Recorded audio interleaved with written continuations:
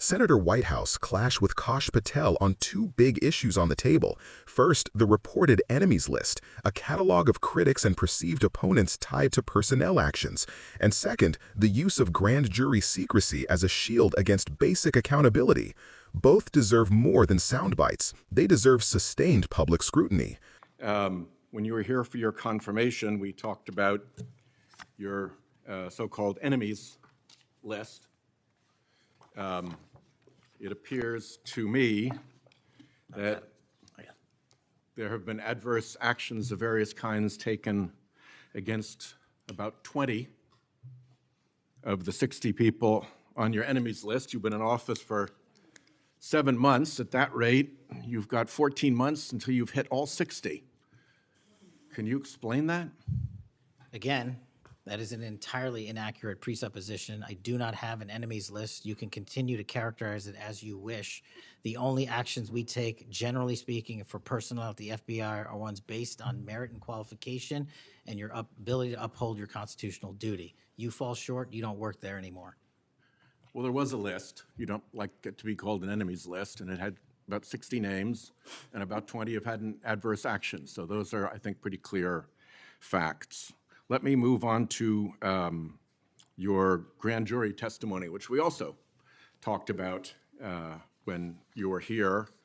I think you indicated that you understood that a witness in the grand jury is free to discuss afterwards whatever they told the grand jury. And you then went on to suggest saying, I can't go into court orders granted by the D.C. District Chief Judge, and you want me to violate a court order. In those remarks, you fairly plainly suggested that there was a court order of some kind that somehow restricted or limited your ability to discuss your own testimony to that grand jury. Since then, that chief judge that you mentioned, Judge Boasberg, has written, and I'm quoting him here, Federal Rule of Criminal Procedure 6E allows witnesses like Patel to divulge the contents of their testimony, meaning that nothing was preventing him from doing so before the committee. Can we confirm here today that there is no court order of any kind that limits your ability as a witness before the grand jury to discuss your own testimony to that grand jury? We can confirm that pursuant to my action that that grand jury testimony has been released, the transcript.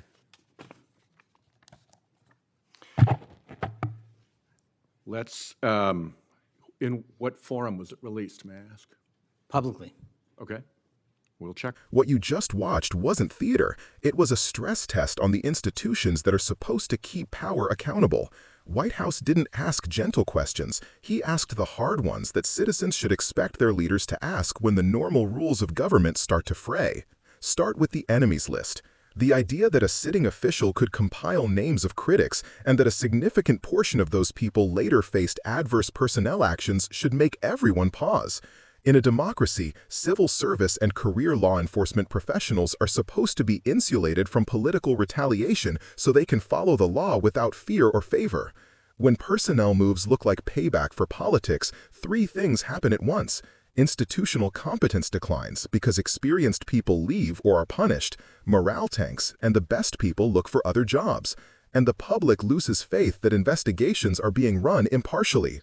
That loss of trust is not a partisan talking point, it's a national security problem. It's also important to be precise about how these things happen. Adverse action is legal language that covers a range of outcomes: formal investigations, suspensions, reassignments, demotions, or firing. Each of those has procedures and standards under civil service and departmental rules. If the records show these actions were triggered by political lists rather than by legitimate performance or misconduct findings, that's not an internal HR problem, it's a constitutional problem. That's why oversight matters. Inspectors general, bipartisan congressional committees, and merit system protections exist to keep public institutions from being weaponized. Then there's the grand jury issue. Grand jury secrecy exists for reasons: to protect ongoing investigations, to shield witnesses and victims, and to prevent the premature release of raw allegations that haven't been tested in court. But secrecy can be misused. When an official points to some court order to refuse to answer straightforward questions, and the judge later clarifies that witnesses can, in many instances, discuss their own testimony, that raises a red flag. Secrecy shouldn't be invoked as a reflexive escape hatch from accountability. If there was no legal bar, then the claim of secrecy looks less like legal caution and more like obfuscation. Those two threads, personnel actions tied to a list of critics and attempts to hide behind secrecy, combine into a dangerous pattern if left unchecked. History gives us painful examples of how this plays out. An enemies list linked to dismissals or punishment turns a public service into a political tool. When that happens, whistleblowers get silenced, investigations lose credibility, and corruption becomes easier to cover up. That's why what happens next matters as much as the hearing itself. So what should responsible oversight look like, and what should citizens watch for? First, independent review. If credible evidence exists that career personnel were targeted for political reasons, the Inspector General should investigate, fully and transparently, and report its findings publicly. Second, document review. Personnel files, memos, and performance evaluations that accompany adverse actions should be made available to oversight committees under appropriate protections so Congress can determine whether rules were followed. Third, strengthen whistleblower protections and ensure that those who raise concerns can do so safely and without retaliation. Fourth, if secrecy is asserted, demand the legal basis. Let the courts answer promptly whether any rule truly prevents disclosure, and if not, require release or at least a redacted accounting that preserves victims and ongoing cases while making the public interest visible. Finally, remember the human stakes.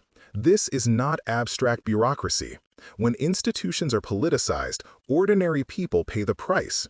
Victims who don't get impartial investigations, career professionals who are driven out, and a democracy that slowly erodes. Senator Whitehouse's questions force a basic choice on the public: protect the impartial institutions that enforce our laws, or accept a system where power is used to punish critics. If you believe in accountable government, speak up. Ask for the IG review, demand transparent explanations, support whistleblower protections, and watch what your representatives do next, not just what they say on camera. Democracy survives when citizens insist on it. This is one of those moments where insisting matters.